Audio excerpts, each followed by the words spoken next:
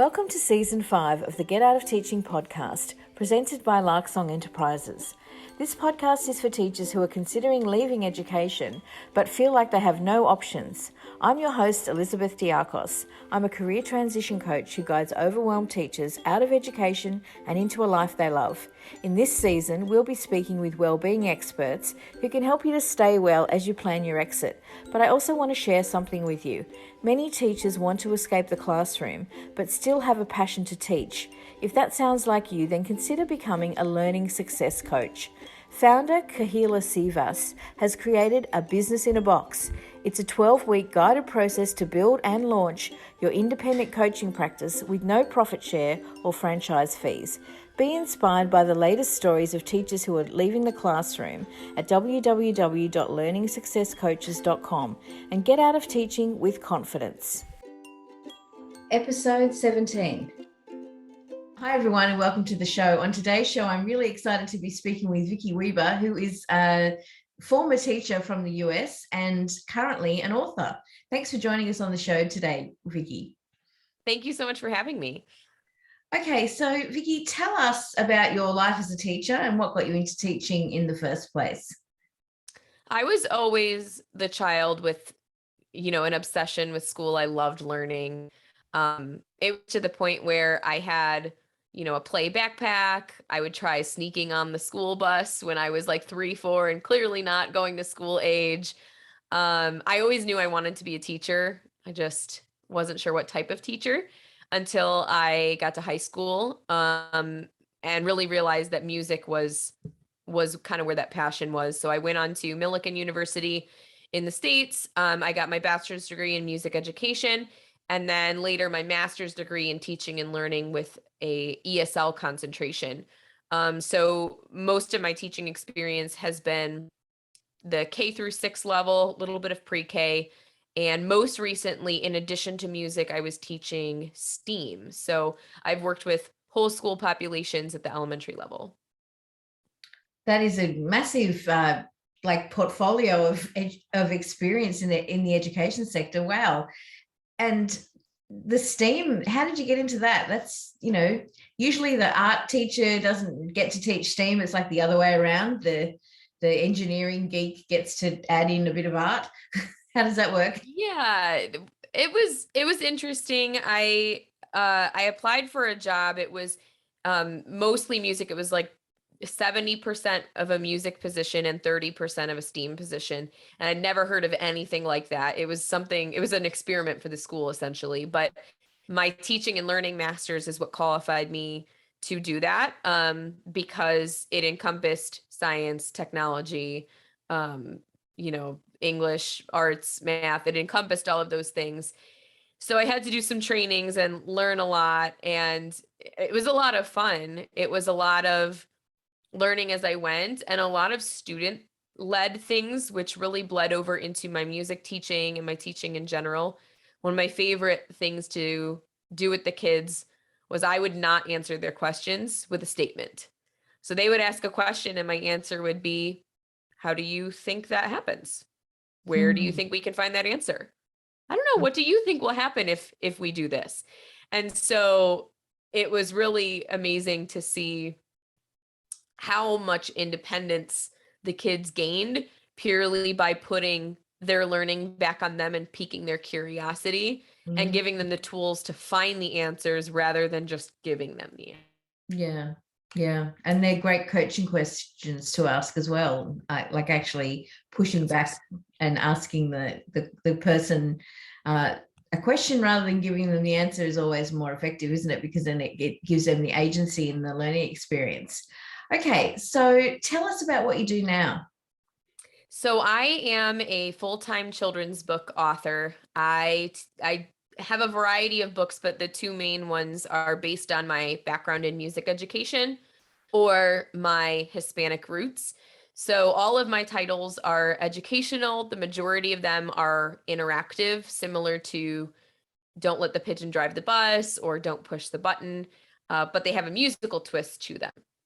I also have titles that educate about the Taino people, who were the indigenous people in the Caribbean around the time of Christopher Columbus.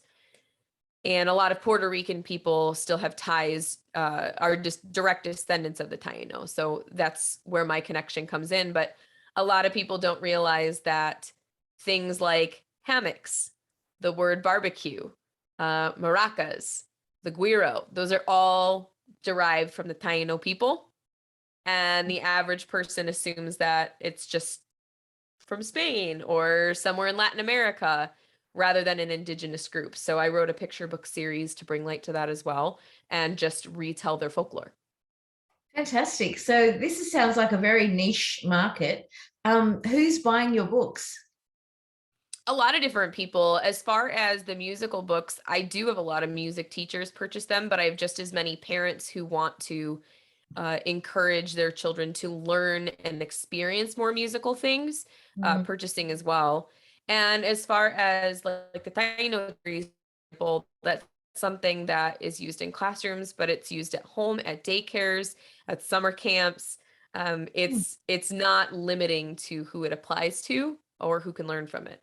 Yeah, nice. Yeah, and we've got similar authors here in Australia, but it's just interesting to see how other people approach that in integrating the Indigenous stories into their learning. Okay, so you're a children's author. Were you doing that while you were teaching? I was. I always dreamed of being an author, and I thought it would be one of those things that just didn't happen because it's an unrealistic dream. Like how when you're, in elementary school thinking you're going to be an NBA player or win a Nobel Prize or something like that. I thought it would just be a dream. And one day my husband came to me and just said, let's figure out how to make it happen. So I started researching, and essentially what I learned is that it's much more achievable than the average person realizes. It doesn't mean it's not hard or that it's not work, because anything is. But I think that there's something to be said about when you're passionate about something and when you're excited about something, the effort that you're putting in doesn't feel like effort. So I tried my best to set realistic goals for myself. Sometimes people will just look at the mountaintop and be like, how am I ever going to get up this mountain? The more you focus on one step at a time, one piece at a time, and just constantly moving forward, you're going to be there before you know it. And your mindset is going to be much healthier for it. If you're constantly looking up, at this huge, overwhelming thing, at some point you're going to start discouraging yourself or have negative thoughts and wonder if you can do it. But if you're focusing on just moving forward and just moving forward, before you know it, you're going to be like, wait, I'm here already. Yeah, wow. And then it's like, what's the next thing? I'm at the top of this mountain. Oh, look, there's a whole lot of other mountains there in the distance. I can go and scale as well. Right. Where do I go next? What do I do next? Who do I, so I think that that's just so important because originally I did look at this as an unachievable thing. And then as soon as I figured out how the industry worked, I'm like, okay, I need to do X, Y, and Z. Here we go. I'm going to do this. I'm going to do it well. I'm going to focus on one step at a time. And so I'm going to stop you there, Vicky. Tell us what X, Y, and Z are. Oh, sure. So it depends on how you want to be published. So self-publishing and traditional publishing have different steps. If you want to be self-published, you are the publisher. Therefore, it's expensive. You need to, first you need to get it professionally edited multiple times. A lot of people think that editing is just editing, like correcting grammar, punctuation, and spelling. It is so much more than that. It is so much more than that. They look at your character development, and in a picture book, you don't have that many words to do that in. They look at your mechanics. If it rhymes, they'll look at your rhyming meter. They'll look at the flow, the progression, the speed, the verbiage. It's very detailed work. And then if you're self-publishing, you move on to an illustrator. That depends on what style you choose and if they're a graphic designer or not. You might need to hire a formatter, and all the while you're marketing it. A lot of people think marketing happens after a book is published, but it starts the moment you put the pen to the page. And marketing is a huge component of whether or not a book is successful. But if you want to be traditionally published, you don't hire anybody. Traditional publishing is actually free to the author. What you do instead is you query agents. You can technically approach a publisher on your own, but I don't recommend it because A, there are very few publishers who accept unsolicited manuscripts from authors. But B, it's also the easiest way to fall for scams if you're new to the industry. If a publisher ever asks for money at all, they're not a traditional publisher because they pay you. So querying agents, they almost act as like a filter, because if a publisher was open to the public, they wouldn't even have time to produce books. They'd just be dealing with the emails and the submissions. So having agents, they act as a natural filter. So they are getting less submissions and they're only getting the top quality, well thought through, written to market type books.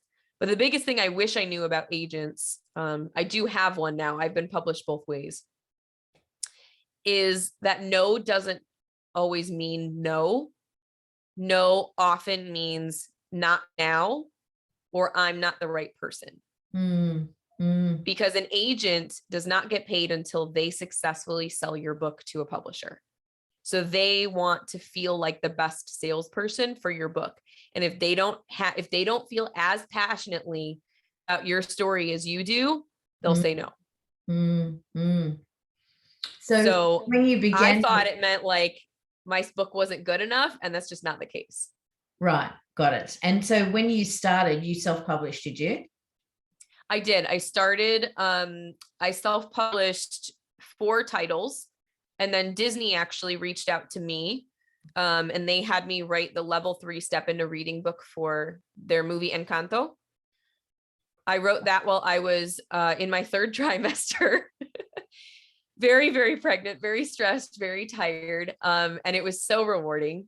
And I continued to self-publish after that. And then I recently, just of this past month, got accepted by an agent for my unpublished future books that I choose to submit to her. Wow, that sounds like quite a journey. So when did you actually begin writing? At least 3 to 4 years ago, if not more. The writing was probably one of the hardest parts because it's easy to put a mental block in place. And I'm an overthinker. I'm a classic overthinker. I don't want to put words on the page unless I feel like it's going to be amazing and it's going to match my vision for it and be powerful and awesome. The problem is that the things that make a story powerful and awesome is editing and revising and reflecting. And you can't edit words that aren't there. Right. Yes. Very true. Yeah, I feel like you just wrapped me over the knuckles because I'm writing the Teacher's Escape Plan. And I do struggle with that. I do struggle with the discipline of writing. And so, but I really like your idea of the little steps, because I think that's how I'm going to approach it. I have an editor already, and he's a bit disappointed because I haven't sent him much work to edit lately. But we talked about how I have these little stories to tell, and so he said maybe it's more like a jigsaw puzzle for you, where you put little sections of it together, and then slowly the picture starts to form. And I think that's a better approach for me to try and write than just sit down and write a whole chapter at a time. I just can't do it. I've tried. I'm not very good at it. So well, I think that's the important thing to remember is like, not everybody learns the same. So not everybody writes the same. So not everybody's organized the same way. For me, I have like a running Google Doc of story ideas. And naturally, as I have ideas, I expand on them until they're like almost their own book. And then I take them out, do stuff with it. But other people, like you were saying, like they have to focus on one project at a time. They can't stretch them in multiple ways, or they have to designate time. I need a half an hour once a week to sit down and just do this. Whereas me, I do it strikes naturally. So that's Mm. why I have the Google apps on my phone, because sometimes that's where I'm writing. Yeah, nice. Okay. Oh, you've inspired me now to not give up on myself, because I'm sort of like, I've been thinking about this book for 18 months and it's still not written. Okay. So as you were sort of getting close to leaving, and you were telling me just before we started recording that you only recently left teaching. Can you tell us a bit about how that came about? I originally had no intention of leaving purely because I love teaching. It's just a part of me, the type of person I am, the things I enjoy. But the hardest part about teaching in general, even though I was at a very lovely school with very supportive admin, I realized that the industry as a whole has changed so much that it's not necessarily what I originally fell in love with. And going on maternity leave really solidified that for me, in the sense that I started to recognize how much more my family needs me than a job does, and how much more I'm able to give of myself to my passions and to the things that my family needs that I absolutely couldn't when I was working full time. And even now I'm working full time as an author. I'm coaching authors on the side, and I'm still working a fraction of as hard as I did as a teacher. And I'm still educating. I'm still tapping into all of those parts of my personality and all of the things that I am passionate about, with so much less stress, with much higher pay. And I've had more time with my daughter than I ever would have thought possible. And that's so important, isn't it? When they're little, to spend time with them and be there to see all those milestones. Yeah, that's time you don't get back. She's turning a year old in 2 weeks. And, I thought I would just see her, for an hour around bedtime every day. So to have as much time as I've had there's absolutely nothing else like it. It sounds like your husband, his suggestion to work out how you could make it happen was a very good one. And that's why I credit him for it. I'm like, I will never leave you out of that story, because it's all you that pushed me. Yeah, sometimes you need a push to believe in yourself. Yeah, and I think that's a great message for the teachers who are thinking of leaving. You need to find your champions. You need to find your cheerleaders who are going to support you in that endeavor, so that when you're really struggling and you're not backing yourself, there's someone there going, "Come on, you can do this. You've got this." It's really important. Absolutely. Yeah, because especially as teachers, it's so easy for the guilt to get you. It's so easy to prioritize other people over yourself. And so to make sure that you're surrounded by the people that will lift you up, that will listen to you, that will push you to follow your dreams, that's so important, because there will be times where you forget to do that, or you doubt that you should be. I love it. Thank you. That's such great insight. So what advice would you give to someone who was considering leaving the classroom, maybe wanting to rewrite it? A lot of teachers I talk to want to write, or just to pursue something else. How would you advise them to manage that transition out of education? I would definitely start by looking at your finances, because it's hard to say. It's going to vary from situation to situation what you're able to afford, what timeline you're going to be able to afford it on. But personally, for me, I was not making nearly as much as an author as I am now. I was making maybe about $1,000 a month approximately. So it was a very good side hustle. But when I quit, I did not have the money to send my daughter to daycare. I did not make enough money to pay my mortgage. My husband was still working full time, but even with my author money, and his job, we didn't have what we needed to make ends meet. And I quit anyway, even though it was a huge risk, because I saw the potential. I knew that if I had the time, if I had the energy, I could scale my growth. I could find a way to make what we needed happen. And that first month, I made 3 times more than I did as a teacher, 3 times more than what I would have made if I'd stayed. Wow. And since it's just grown. So it was a risk. It was a risk my family was willing to take. That's something we had to have a lot of discussions about.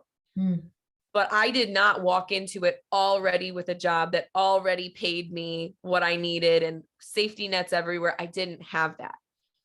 But I did have a good support system. I did have potential. I did have a little bit of a foundation to go off of. But mostly I just had the drive to know that no matter what happened, I was not going to let my family sink. If that meant tutoring, if that meant babysitting, if that meant, doing odds and ends or cleaning someone's house, I was willing to do it. I just knew I had to give my dream a chance, and I'm glad I did. Yeah. Wow. And so what changed for you when you were doing the side hustle and then you left teaching? What did you do differently in your own work that made you grow so quickly? It was time. It was time, and it was great to just do it on the side for a while I was teaching, because it's decent side hustle money, considering I was only putting in a few hours a week, maybe 2 to 4 hours a week. But as soon as I went full time, well, now I'm spending, 4 to 5 hours a day. And so I was able to do more outreach. Suddenly I was able to do author visits. That's something I couldn't do as a teacher. I suddenly had the time to do interviews. I couldn't do that as a teacher because those are often during the day. Even like media, television, those are usually all during the day. I was able to go around to bookstores with my book and get them to purchase. I didn't have time to do that.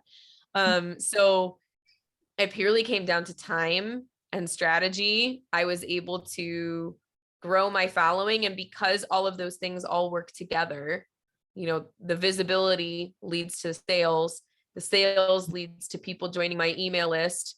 My email list gets freebies. So then they tell more people about that. It's like dominoes. So as soon as I had the time to invest in a further outreach, the pieces started to fall into place. And I probably could have hired a publicist to do it sooner, but then that would have been at what cost? Yeah. Okay. And so when you were doing all those things, this was all just you doing it.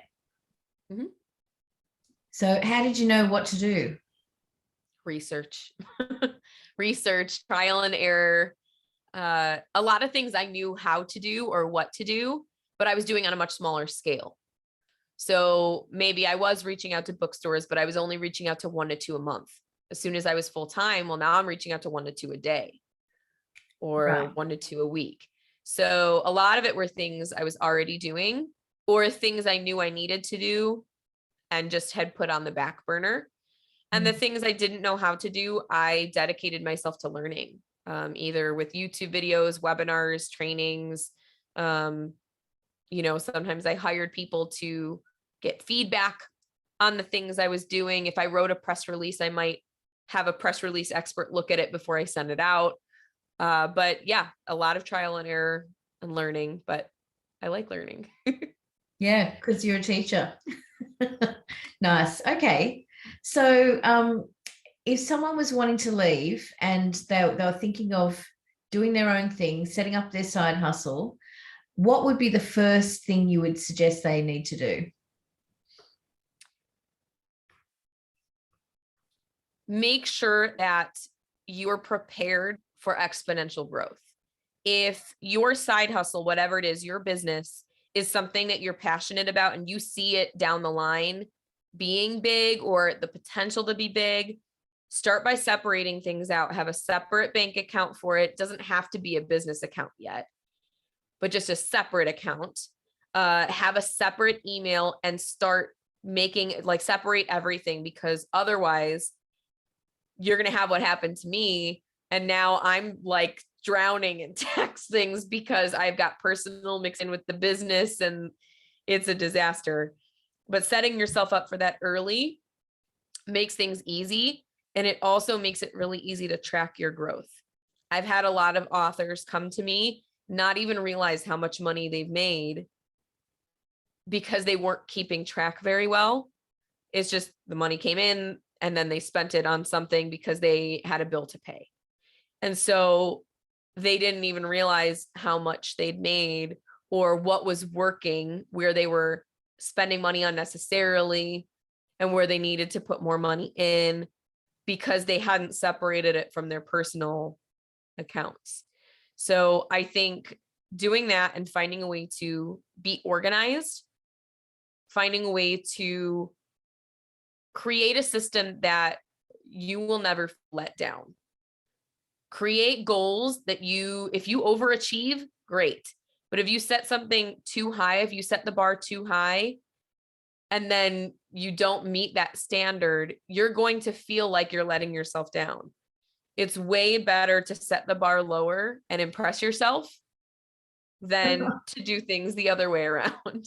Yeah, I love that. I love that. I like I like the idea of impressing yourself. And just on that topic of the setting up the business banking and stuff, such great advice. And to my Aussie listeners, I'd just like to say, if you want to just reach out to me personally, I'll tell you which business bank account I use that doesn't charge international transaction fees. I won't advertise them here, but that's been a big thing because I use Zoom and I've got booking software and for people to book appointments with me, and all these things are in US dollars. And here in Australia, you pay an international transaction fee, and it was killing me. And I was losing like $60 a month some months. So on just that. And I'm like, I've got to do something about this. So I found the one bank account that doesn't charge that fee. So I highly recommend them, but I won't do it on the podcast. All right. So as we wrap this up, Vicky, I'm going to ask you one final question. What's your actually, first of all, what should I have asked you that I haven't asked you? That's a great question. I guess what is stopping somebody from being an author? And the answer to that would be absolutely nothing.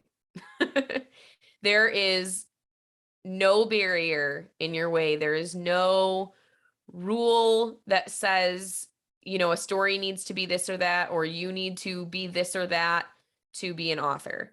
There is no financial stipulation. A lot of people think, I don't have a lot of money, so I can't be an author. Well, remember, traditional publishing is free. So that route might be better for you. So you don't have to have a lot of money stored up to be able to do it well. If you are willing to invest or able to invest and you want to be self-published, well, that's different, but finances aren't going to be the thing that stands in your way. The only thing that could potentially stand in your way is you. Yeah, nice one. All right. Now, what's your favorite song? As a former music teacher, I have an appreciation for all things music in some ways or another. But my favorite artist of all time is Pitbull. Anything Pitbull. So which people always laugh at because it sounds ridiculous, but it is true. So I don't know anything about Pitbull. Is it a group? You're going to have to explain. He is a Latinx artist.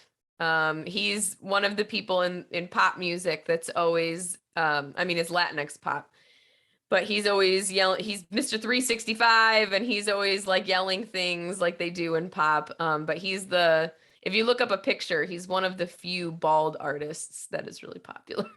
Okay. Nice. Oh, thank you. Thank you for sharing that little vignette into your life. And thank you so much for coming on the Get Out of Teaching podcast today. Thank you for having me again. You've been listening to the Get Out of Teaching podcast, presented by Lark Song Enterprises, with your host, Elizabeth Diakos. Thanks for listening. If you need more support in your journey out of education, take a look around my website, larksong.com.au, where you'll find free resources, my resume revamp product, and a link to book a strategy call with me to get you moving forward. I've been where you are now, and you don't need to do this alone.